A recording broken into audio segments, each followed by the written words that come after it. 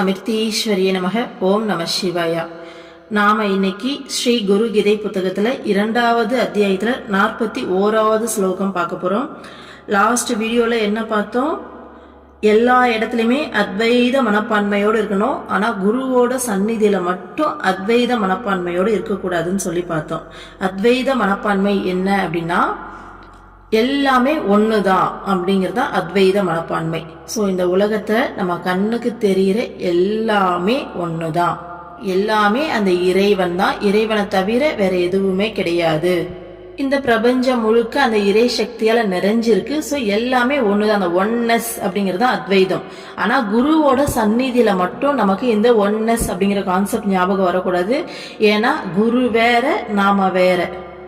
ஏன்னா அங்கேயும் போயிட்டு எல்லாமே ஒண்ணுதான், குருவும் நம்மளும் ஒண்ணுன்னு சொல்லி நினைச்சிட்டோம் அப்படின்னா நமக்கு அந்த பணிவும் வராது, நம்ம கத்துக்கவும் முடியாது. அதுவும் இல்லாம குருவோட நம்மள கம்பேர் பண்ண முடியாது இல்லையா? ஏன்னா ஒரு விதை விருட்சமா மாறி நிக்கிறது தான் குரு. ஸோ ஒரு விதை தன்னை மிகப்பெரிய விருட்சம், பல பழங்களை கொடுக்கக்கூடிய விருட்சம் நினைச்சுக்க முடியாது இல்லையா? அது மண்ணுக்கடியில போட்டு பதப்படுத்தப்பட்டு அதுக்கப்புறமா அது முளைச்சி பல போராட்டங்கள், பல புயல்கள் எல்லாத்தையும் சந்திச்சு மரமா மாறி 1-2 பழத்தை வைக்க ஆரம்பிச்சு அதுக்கப்புறம் தான் மிகப்பெரிய மரமா பலருக்கும் பயன்படக்கூடிய நிறைய பழங்களை கொடுக்கக்கூடிய ஒரு மரமா மாற முடியும். ஸோ விதையாவே இருக்கும்போது நம்ம அவ்வளோ பெரிய விருட்சம் நமக்குள்ளே அது இருக்குன்னு சொல்லி நம்ம நினைச்சிட்டோம் அப்படின்னா நம்ம அந்த போராட்டங்களை சந்திச்சு அதை பக்குவம் அடைஞ்சி அந்த நிலையை அடைய மாட்டோம் இல்லையா? ஸோ அதனால குருவோட சந்நிதியில மட்டும் அந்த அத்வைத மனப்பான்மை இருக்கக்கூடாது, நாம வேற குரு வேற அப்படிங்கிற மனப்பான்மையோட தான் இருக்கணும்னு சொல்லியிருந்தாங்க.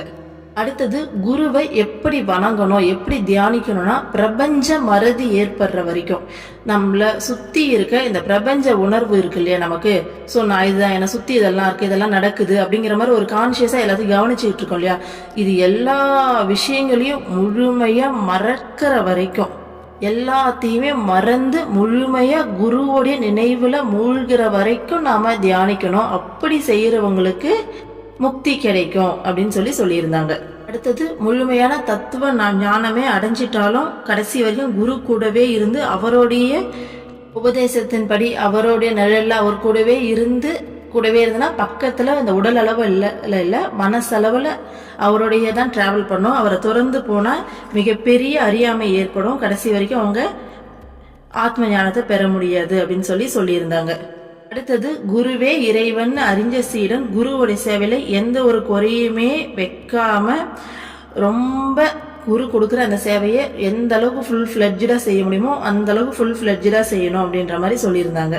குரு சொல்றது சரி தப்பு அப்படிங்கிறத நாம அனலைஸ் பண்ணக்கூடாது, அவர் சொன்னதை அப்படியே செய்யணும். ஓகேங்களா? நமக்கு ஒருவேளை தப்பா கூட தோணலாம், ஆனா குரு சொல்லிட்டா நம்ம அதை செய்யணும், நம்ம அதை அனலைஸ் பண்ணிட்டு இருக்க கூடாது அப்படின்ற மாதிரி சொன்னாங்க. அதுக்கப்புறம் குரு கிட்ட எப்படி நடந்துக்கணும், குரு கொடுக்காம அவருடைய பொருளை ஒரு நாளும் நம்ம யூஸ் பண்ணக்கூடாது, அவருடைய அடிமையை போல அவர் கொடுக்குற பொருட்களை நம்ம வாங்கிக்கணும். அதுக்கப்புறம் அவருடைய பாத அணி, அவருடைய ஆசனம், படுக்கை இதெல்லாம் ஒரு நாளும் நம்மளுடைய கால்கள் படக்கூடாது. ஸோ அவருடைய செப்பல்ஸ், அவர் உட்கார்ற அந்த சீட்டு, அவருடைய படுக்கையெல்லாம் நம்மளுடைய கால் பாதங்கள் அது மாதிரிலாம் படாம அந்த அளவுக்கு மரியாதையா நம்ம அதை நமஸ்கரிச்சு வச்சுக்கணும் அப்படின்னு சொன்னாங்க. அடுத்தது குரு நடக்கும்போது அவருக்கு பின்னாடி தான் நடக்கணும், நம்மளுடைய நிழல் கூட அவரை தாண்டி போகக்கூடாது, அந்த அளவுக்கு பணிவோடு நடந்துக்கணும் அப்படின்னு சொல்லியிருந்தாங்க. குருவுக்கு முன்னாடி ரொம்ப ஆர்ப்பாட்டமா வேஷம் போட்டுட்டு அலங்காரம் செஞ்சுட்டு ஒரே ஒரு மாதிரி அப்படியெல்லாம் இருக்கக்கூடாது, பணிவோட இருக்கணும் அப்படின்னு சொல்லியிருந்தாங்க. அடுத்தது யாராச்சும் ஒருத்தர் குருவை நிந்திச்சு பேசுறாங்கன்னா அவங்களுடைய நாக்கை நம்மளால அறுக்க முடியல அப்படின்னாலும் அந்த இடத்துல இருந்து நம்ம மூவ் ஆன் ஆயிடணும், அங்க நம்ம நிக்க கூடாது அப்படின்னு சொல்லியிருந்தாங்க. அடுத்தது குருவோடைய பிரசாதத்தை அவருடைய சீடர்கள் இல்லாம வேற யாருக்கும் கொடுக்க கூடாது, அதோடைய மதிப்பு தெரிஞ்சவங்களுக்கு தான் கொடுக்கணும் அப்படின்னு சொல்லியிருந்தாங்க. அடுத்தது குருவுடைய சந்நிதியில பொய் சொல்லக்கூடாது, விரும்பத்தகாத வார்த்தைகளை பேசக்கூடாது, அகந்தையோட நடந்துக்க கூடாது, அவசியமெல்லாம் முதல்ல பேசவே கூடாது அப்படின்னு சொல்லியிருந்தாங்க. மற்றவங்களுக்கு அந்த இடத்துல நாம ஆர்டர் போடக்கூடாது. ஸோ குருவோடைய ஆர்டரை ஏத்து நடக்கிற மனோபாவத்துல தான் அங்க எல்லாருமே இருக்கணும், தவிர நாம மற்றவங்களுக்கு ஆர்டர் பண்ற மென்டாலிட்டியில இருக்கக்கூடாது அப்படின்னு சொல்லியிருந்தாங்க. அடுத்தது குருவை பிரபு, தேவதேவா, அரசே, குல தெய்வமே இப்படியெல்லாம் மரியாதையான வார்த்தைகளை வச்சு கூப்பிடணும் அப்படின்னு சொல்லியிருந்தாங்க. அடுத்தது முனிவர்கள், நாகங்கள், தேவர்கள் சொல்லிட்டு எவ்வளோ பெரிய ஆளா இருந்தாலும் சரி, யாருடைய சாபத்துக்கு உள்ளா இருந்தாலும் தன்னோட சீடனை குரு காப்பாத்துவார். ஆனா குருவோடைய சாபத்திலிருந்து எந்த ஒரு தேவராலையும் முனிவராலையும் எந்த ஒரு கடவுளாலையுமே காப்பாற்ற முடியாது அப்படின்னு சொல்லியிருந்தாங்க. அடுத்தது குரு அப்படிங்கிற அந்த 2 எழுத்து மந்திரம் பாத்தீங்கன்னா எல்லா மந்திரங்களுக்கும் ராஜா அப்படின்ற மாதிரி நம்ம இந்து மதத்துல எழுதியிருக்கக்கூடிய அத்தனை வேதங்கள், புராணங்கள் எல்லாத்துடைய சாரமே அந்த 2 எழுத்து வார்த்தை தான் அப்படின்னு சொல்லி லாஸ்ட் வீடியோ முடிச்சிருந்தோம். ஓகேங்களா? நான் ரொம்ப நாள் கழிச்சு வீடியோ போறோம் இல்லையா, ஸோ ரீகாலுக்காக தான் மொத்தமா நல்லா எக்ஸ்பிளைன் பண்ணி சொல்லியிருக்கேன். இன்னைக்கு 41வது ஸ்லோகம் பார்க்கலாம். சத்காரமான பூஜார்த்தம் தண்ட காஷாயதாரணஹ ச சந்நியாசி ந வக்த்வியஹ சந்நியாசி ஞான தத்பரஹ.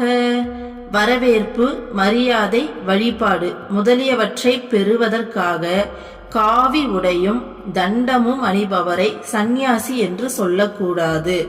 பிரம்ம ஞானத்தில் ஈடுபாடு உள்ளவரே உண்மையான சந்நியாசி ஆவார். ஸோ ஒரு சிலர் பாத்தீங்கன்னா ஒரு பகட்டுக்காக, பெருமைக்காக பாத்தீங்கன்னா காவி உடைய போட்டு நானும் சன்னியாசி அப்படின்ற மாதிரிலாம் கூட இருப்பாங்க இல்லையா. ஸோ அவங்கள சன்னியாசின்னு சொல்லக்கூடாது. உண்மையாகவே பிரம்ம ஞானத்தை, உண்மையிலேயே முக்தி கிடைக்கணும், தன்னையே இழக்கணும்.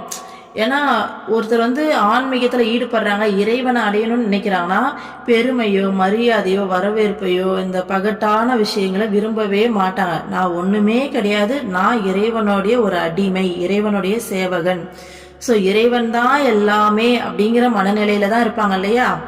ஸோ அந்த மாதிரி உண்மையான அந்த ஞானத்துல, அந்த முக்தியில, என்லைட்மெண்ட்ல யாருக்கு ஈடுபாடு இருக்கோ அவங்க தான் உண்மையான சன்னியாசியை தவிர பெருமைக்காகவும் பகட்டுக்காகவும் மரியாதைக்காக நம்மளை வழிபடுவாங்க எல்லாரும், நம்மள ரொம்ப வரவேற்பு கிடைக்கும் நமக்கு அப்படிங்கிறதுக்காக ஒருத்தர் காவி உடை அணிகிறாங்கன்னா அவங்கள சன்னியாசின்னு சொல்லக்கூடாதுன்னு சொல்றாங்க. ஓகேங்களா? அடுத்த ஸ்லோகம் பாருங்க. விஜானந்தி மகாவாக்கியம் குரோச்சரண சேவையா தேவை சந்நியாசின பிராக்தோ இதரே வேஷதாரிணஹ. யார் ஒருவர் குருவின் பாதங்களுக்கு சேவை செய்வதன் மூலம் மகா வாக்கியங்களின் உட்பொருளை அறிகிறாரோ அவரே சந்நியாசி எனப்படுவார். மற்றுள்ளவர்கள் வேடதாரிகள் மட்டுமே. இந்த ஸ்லோகால என்ன சொல்றாங்க? குருவுடைய பாதங்களுக்கு சேவை செய்வதன் மூலமா மகா வாக்கியங்களோட உட்பொருளை யார் அறியறாங்களோ அவங்க மட்டும்தான் சன்னியாசி, மற்றவங்க எல்லாமே வேடதாரிகள். ஸோ சன்னியாசிகளை பத்தி சொல்றாங்க. ஏன்னா நிறைய பேர் சன்னியாசி வேடம் அணிஞ்சுக்கிட்டு பொய்யா சுத்துறவங்களும் இருக்காங்க இல்லையா. ஸோ அவங்கள பத்தி இதுல டிஸ்கஸ் பண்றாங்க. ஓகேங்களா? ஏன் இப்படி சொல்றாங்க? அப்ப குருவோட பாதத்துக்கு சேவை செய்யலைன்னா அவங்களுக்கு எப்படி சொல்றது, குருவோட பாதத்துக்கு சேவை செய்யறதும் இந்த மகா வாக்கியங்களுடைய உட்பொருள் அறியறதுக்கோ என்ன சம்பந்தம் இருக்குன்ற மாதிரி தோணும் இல்லையா, சம்பந்தம் இல்லாம இருக்க மாதிரி. ஸோ அப்படி இருந்தா மட்டும்தான் சன்னியாசி, மற்றவங்க எல்லாம் சன்னியாசி இல்லையா. அப்போ உண்மையாலுமே ஞானம் வேணும்னு சொல்லிட்டு ட்ரை பண்றவங்களும் இருக்காங்க இல்லையா. இப்படி எல்லாம் கூட நமக்கு வெளிப்படையா பார்க்கும்போது இப்படி எல்லாம் தோணலாம் மேபி. இதோடைய இன்னர் மீனிங், உள் பொருள் என்ன அப்படின்னா, பிசிக்கலா குருவுடைய பாதங்களுக்கு சேவை செய்யறது மூலமா மகா வாக்கியங்களுடைய உட்பொருள் எப்படி அறிய முடியும் அப்படின்ற மாதிரி தோணலாம். ஆனா குருவுடைய பாதங்களுக்கு, உண்மையான அந்த சத்குருவுடைய பாதங்களுக்கு சேவை செய்தோடனே சாதாரண விஷயம் கிடையாது. அது மிகப்பெரிய பாக்கியம். குரு வழிபாட்டுல இருக்க நம்ம எல்லாருக்குமே தெரியும். அதெல்லாம் கிடைக்கிறதே பெரிய விஷயம். எல்லாருக்குமே கிடைக்குமான வாய்ப்பே கிடையாது. இப்ப நம்மளுடைய அம்மாவே இருக்காங்கன்னா கூட கோடிக்கணக்கான பக்தர்கள் இருக்காங்க. நம்ம கோடிக்கணக்கான பேரும் அம்மாவுடைய பாதத்துக்கு டைரக்டா பிசிக்கலா போயிட்டு சேவை செய்ய முடியுமான்னு கேட்டா முடியாது இல்லையா. அப்போ இதுல உள் பொருளா எப்படி எடுத்துக்கலாம்னா, குருவோட பாத சேவை அப்படிங்கிறது, யார் ஒருத்தர் குருவுக்கு பாத சேவைய மனசார செய்வாங்க, தன்னை முழுமையா அர்ப்பணிச்சவங்க, தன்னை முழுமையா அர்ப்பணிச்சு குருவோடைய வார்த்தைகளை பாத்தீங்கன்னா சிறமேற்கொண்டு செய்யறவங்க, கட்டளையா நினைச்சு தன்னுடைய வாழ்க்கையே தான் வாழறதே குருவுக்காக தான் அப்படிங்கிற மனோபாவத்துல யார் ஒருத்தர் வாழுறாங்களோ அவங்க பாத்தீங்கன்னா முழுமையா இறைவனோட கருவியாவே மாறிடுவாங்க. அப்படிப்பட்டவங்களை தான் இங்க மீன் பண்றாங்க.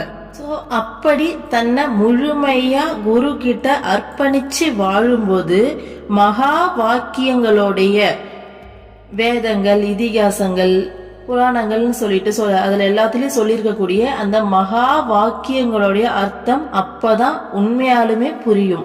இதை இன்னும் சிம்பிளிஃபை பண்ணி சொல்லணும்னா, இப்ப நம்ம அம்மா கொடுக்குற உபதேசமோ இல்ல மத்த குருமார்கள் கொடுக்குற உபதேசத்தையோ நார்மலான உலக வாழ்க்கையில இருக்க ஒருத்தர்கிட்ட போய் சொன்னா அவங்களால அதை புரிஞ்சிக்கவே முடியாது.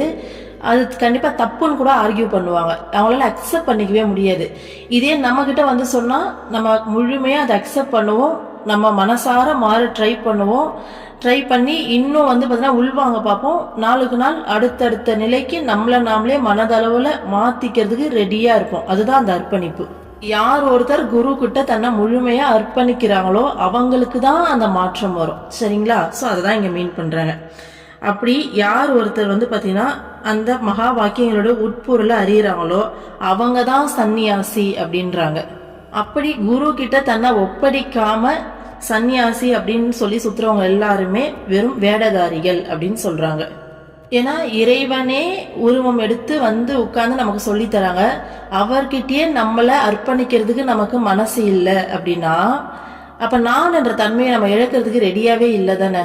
சும்மா தானே நம்ம மேலோட்டமா வந்து பாத்தீங்கன்னா நான் சன்னியாசி எல்லாத்தையும் திறந்துட்டேன்னு சொல்றோம். அது நான் என்ற தன்மையை இழக்கிறதுக்கு அங்க ரெடியா இல்லை. ஸோ அதனாலதான் வந்து பார்த்தீங்கன்னா வேடதாரிகள் அப்படின்னு சொல்றாங்க. சரிங்களா? அடுத்த ஸ்லோகா பார்க்கலாம். நித்யம் பிரம்ம நிராகாரம் நிர்குணம் போதயேத் பரம் பாசயன் பிரம்ம பாவச்ச தீபோ தீபாந்தரம் யதா. ஒரு தீபத்திலிருந்து மற்றொரு தீபத்தை ஏற்றுவது போல் தினமும் உருவமற்றதும் குணமற்றதுமான பிரம்ம பாவத்தை குரு சீடர்களில் உருவாக்குகிறார். எப்படி ஒரு தீபத்திலிருந்து இன்னொரு தீபத்தை ஏத்துறோமோ அந்த மாதிரி குரு அப்படிங்கிறவர் ஆல்ரெடி பிரம்மமாவே வாழறாரு, பிரம்மமாவே இருக்காரு. நமக்குள்ளேயே அந்த பிரம்ம பாவத்தை ஏற்படுத்துறார் நாளுக்கு நாள் அப்படின்றாங்க. இது எல்லாமே குரு கிட்ட சரணாகதி அடைஞ்சு இது கண்டிப்பா கேட்கறவங்க அப்படிதான் இருப்பீங்க. ஸோ அவங்களுக்கு இது கண்டிப்பா புரியும். டெய்லி பேசிஸ்ல அம்மா நமக்குள்ள எவ்வளவு மாற்றங்களை கொண்டு வராங்க. ஸோ ஒவ்வொரு நாளும் வந்து பார்த்தீங்கன்னா அந்த பிரம்ம பாவத்தை தான் நாளுக்கு நாள் அம்மா நமக்குள்ள என்ன பண்ணிட்டு இருக்காங்க, ஏத்திக்கிட்டு இருக்காங்க ஒவ்வொரு நாளும். ஏன்னா ஒவ்வொரு நாளும் நடத்தப்படுற லெசன்ஸ்ல இருந்து நான் என்ற தன்மையை நாளுக்கு நாள் நாம முடிஞ்ச அளவுக்கு இழந்துகிட்டே வரோம் இல்லையா. அந்த பற்றுல இருந்து எல்லாத்துல இருந்து வெளியில வந்துகிட்டே இருக்கோம் இல்லையா. ஸோ அதுதான் அந்த பிரம்ம பாவத்தை ஏத்துறது. ஓகேங்களா? அடுத்தது பாருங்க. குரு பிரசாதத ஸ்வாத்மன் ஆத்மாரா மணி ரீக்ஷனாத் சமதா முக்தி மார்கேன ஸ்வாத்ம ஞானம் பிரவர்ததே. குருவின் அருளால் தன்னை அறிந்து இன்புறும் ஒருவனை தன்னிலேயே கண்டுகொண்டு சமத்துவமாகும் முக்தி பாதையில் முன்னேறி செல்லும் சாதகனுக்கு ஆத்ம ஞானம் முழுமையாக வெளிப்படுகிறது. சோ இதுல என்ன சொல்றாங்க, நம்ம எல்லாருக்குமே தெரியும் ஞானம் அப்படிங்கிறது பாத்தீங்கன்னா முழுமையான அந்த பேரமைதியையும் பேரானந்தத்தையும் நமக்குள்ளேயே அனுபவிக்கிறது. ஆனந்தத்துக்காக சந்தோஷத்துக்காக நம்ம வெளி பொருட்களையோ வெளி நபரையோ சார்ந்து இல்லாம நமக்குள்ளேயே அந்த ஆனந்தத்தை அனுபவிக்கிறது தான் முக்தி நிலைன்னு தெரியும் இல்லையா.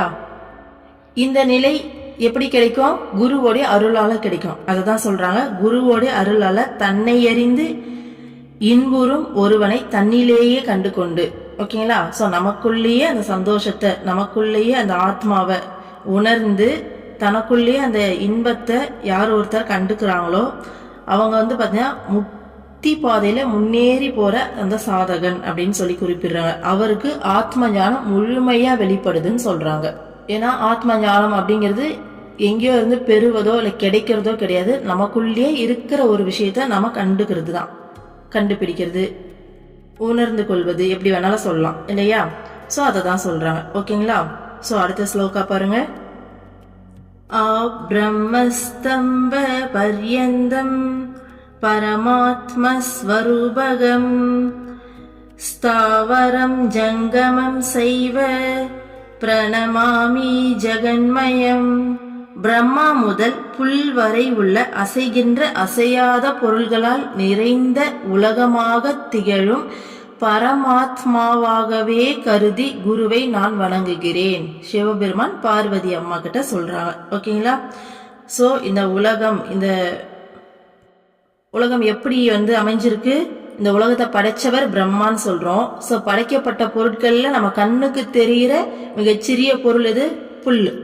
ஸோ அந்த படைச்ச பிரம்மாலிருந்து நம்ம கண்ணுக்கு தெரியக்கூடிய மிகச்சிறிய பொருளான புல் வரைக்கும் அசையாத ஒட்டுமொத்த பொருட்களுமே நிறைஞ்சுதான் இந்த உலகமா திகழுது. ஸோ அந்த எல்லாவுமா திகழற பரமாத்மாவே கருதி குருவை நான் வணங்குறேன் அப்படின்னு சொல்றாங்க.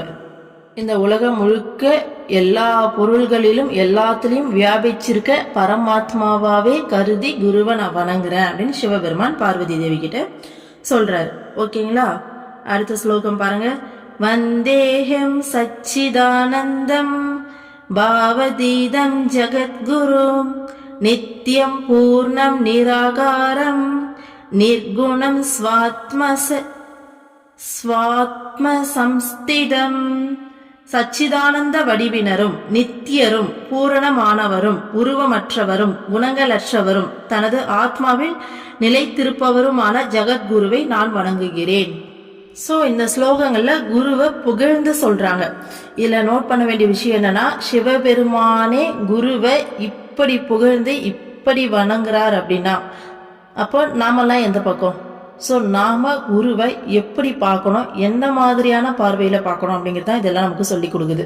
ஸோ இந்த சச்சிதானந்தம்னா என்ன அப்படிங்கிறதுலாம் லாங்கா எப்படி சொல்றது கம்ப்ளீட்டா எக்ஸ்பிளைன் பண்ணி இதுக்கு முன்னாடியே வீடியோஸ் எல்லாமே போட்டிருக்கோம். ஸோ சிம்பிளா சொல்லலாம், சச்சிதானந்தம்னா என்ன அப்படின்னா தன்னுடைய இருப்பு நிலையை தன்னுடைய தூய அறிவை கொண்டு, நம்ம இங்கே வெளியில பார்க்குற நம்மளுடைய வெளி பொருட்களுக்கு இந்த அறிவு கிடையாது, ஆன்ம அறிவு, உண்மையான தூய்மையான அறிவை கொண்டு தன்னுடைய இருப்பை உணர்ந்து பேரானந்த நிலையை அனுபவிக்கிறது தான் சச்சிதானந்தம். நித்தியர் அப்படின்னா நிலையானவர், எப்பயுமே நிலையா இருக்கக்கூடியவர். பூர்ணமானவர்னா முழுமையானவர், உருவமற்றவர். ஆமா, குரு பாத்தீங்கன்னா பேருக்கு நம்ம கண்ணதுல ஒரு உருவத்தில் இருக்காரு, அது மட்டுமான்னு கேட்டா கிடையவே கிடையாது. எல்லா உருவம் இல்லாத எல்லா விஷயங்களையும் இந்த யூனிவர்ஸ் முழுக்க, பிரபஞ்சம் முழுக்க நிறைஞ்சிருக்கவர் தான் குரு இல்லையா? அடுத்து குணங்கள் அற்றவர், எல்லா குணங்களும் அவரால் படைக்கப்பட்டது. ஆனா எந்த குணங்களும் இதுதான் இவருடைய குணம் அப்படின்னு சொல்ல முடியாது, எல்லா குணமே அவருக்குள்ள அடக்கமான அந்த மாதிரி குணங்கள் அற்றவர். தனது ஆத்மாவில் நிலைத்திருப்பவர். குரு அப்படின்றவங்க எப்பயுமே அந்த பிரம்மத்துல நிலை கொண்டு இருப்பாங்க, தன்னுடைய ஆத்மால நிலை பெற்று இருப்பாங்க. நம்ம போறோம்னா கண்ணாடி மாதிரி நமக்கு பிரதிபலிப்பாங்க, நம்மளுடைய உணர்வை பிரதிபலிப்பாங்க. நம்ம சிரிச்சா சிரிப்பாங்க, நம்ம அழுதா நம்மளுடைய வருத்தத்தை முழுமையா உணர்ந்து அந்த செகண்ட் அவங்க அழுவாங்க. ஆனா பாத்தீங்கன்னா அவங்க எப்பயுமே அவங்களுடைய அந்த பிரம்மத்துல நிலை கொண்டிருப்பாங்க இல்லையா? சோ அப்பேற்பட்ட ஜெகத்குருவை நான் வணங்குறேன் அப்படின்னு சிவபெருமான் சொல்றாரு. சரிங்களா? அடுத்தடுத்து வரக்கூடிய ஸ்லோகா எல்லாத்துலேயுமே பார்த்தீங்கன்னா நம்மளுடைய ஆத்மாவை பற்றி பேசியிருக்காங்க. நம்ம ஆத்மானா என்ன, எப்படி இருக்குன்னு சொல்லிட்டு. ஸோ அது எல்லாமே ஒரே மாதிரி இருக்கிறதால அதெல்லாம் தனியாக ஒரு செட்டாக வீடியோஸில் பார்க்கலாம். ஸோ இதோட இந்த வீடியோவை நான் முடிச்சுக்கிறேன். அடுத்த வீடியோவில் ஆத்மாவை நம்ம எப்படி தியானம் பண்ணணும், நம்ம எப்படி உருவகம் பண்ணணும், ஆத்மானா என்னன்ற நிறைய விஷயங்கள் சொல்லியிருக்காங்க. ஸோ அதை நெக்ஸ்ட் வீடியோவில் பார்க்கலாம். ஓம் அமிர்தீஸ்வரி நமக. ஓம் நம சிவாயா.